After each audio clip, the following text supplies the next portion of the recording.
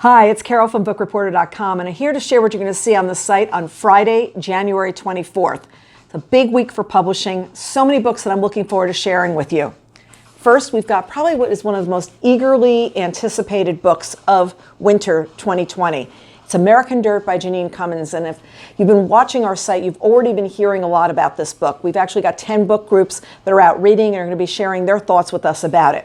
So what happens in American Dirt?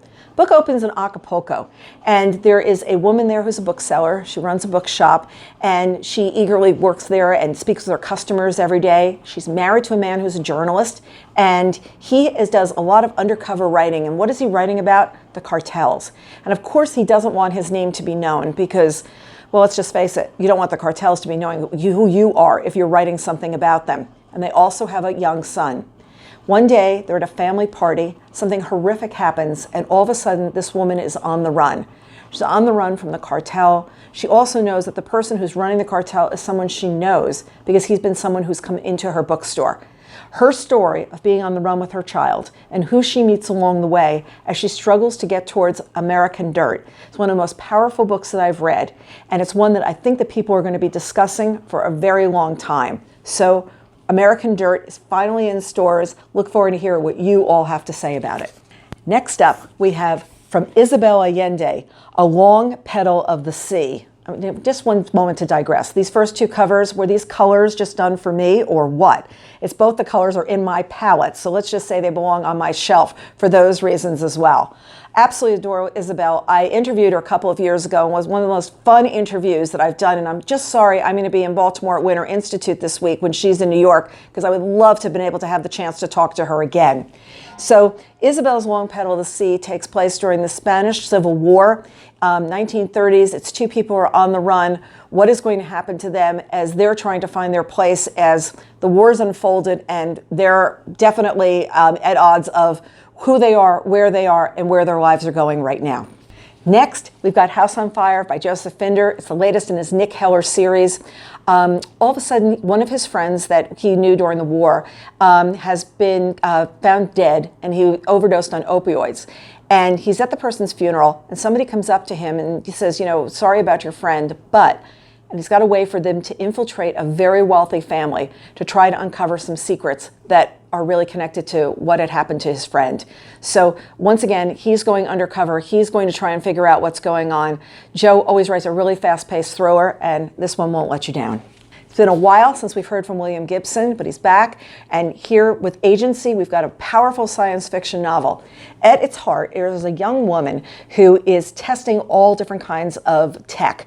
And she's out there and trying all different things, trying to see what works, what doesn't, well, at one point she's testing some AI, and all of a sudden it kind of overtakes her. And she is also then infiltrating and, influencing foreign policy. So that things like this can happen these days with tech. So let's see how William Gibson takes this and takes it to a whole new level and gives us something else to stay up nights about.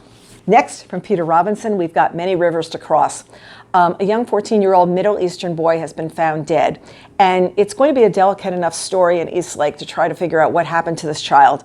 And all of a sudden they realize he was stabbed to death before he was found at the location where his body has been found. So what happened, what's going on, and where is the backstory on what happened to this child? Peter Robinson, once again, delivers a great story. And for our winter reading contest for next week, the week of January 27th, first up we've got All the Ways We Said Goodbye. You know how much I'm crazy about this book. We spoke about it last week. It's by Beatriz Williams, Lauren Willig, and Karen White. We'll be giving away 5 copies in one of our daily contests. You need to log on Tuesday through Friday to figure out which day the contest is running, or sign up for our winter reading newsletter, which you can find in the show notes. We definitely have All the Ways We Said Goodbye.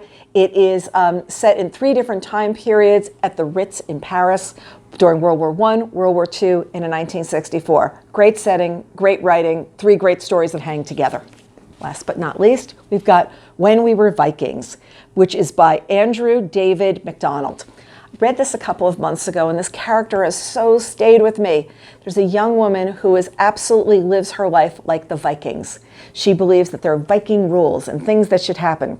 You see, she has fetal alcohol syndrome, and as a result, she's on a spectrum which is sort of like autism. And she sees life with rules, and this is how things should happen, and this is how things should play through. And as a result, she kind of endears herself to you because she sees right and wrong in very, very black and white ways, like the ways of the Vikings and the ways that this is the way things really should be done. And as a result, when life doesn't go completely, well, the way it should be, she actually tries to invoke these rules to make sure that she stays on course.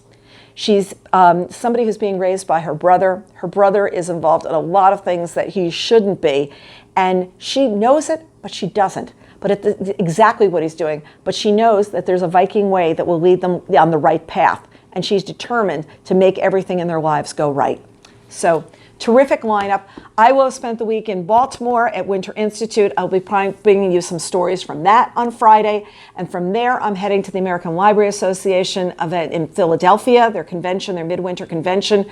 So I will be seeing lots of authors to line up for our book reporter talks to interviews and lots of books that we want to be talking to you about. So look forward to seeing you Friday, everyone. Have a great week.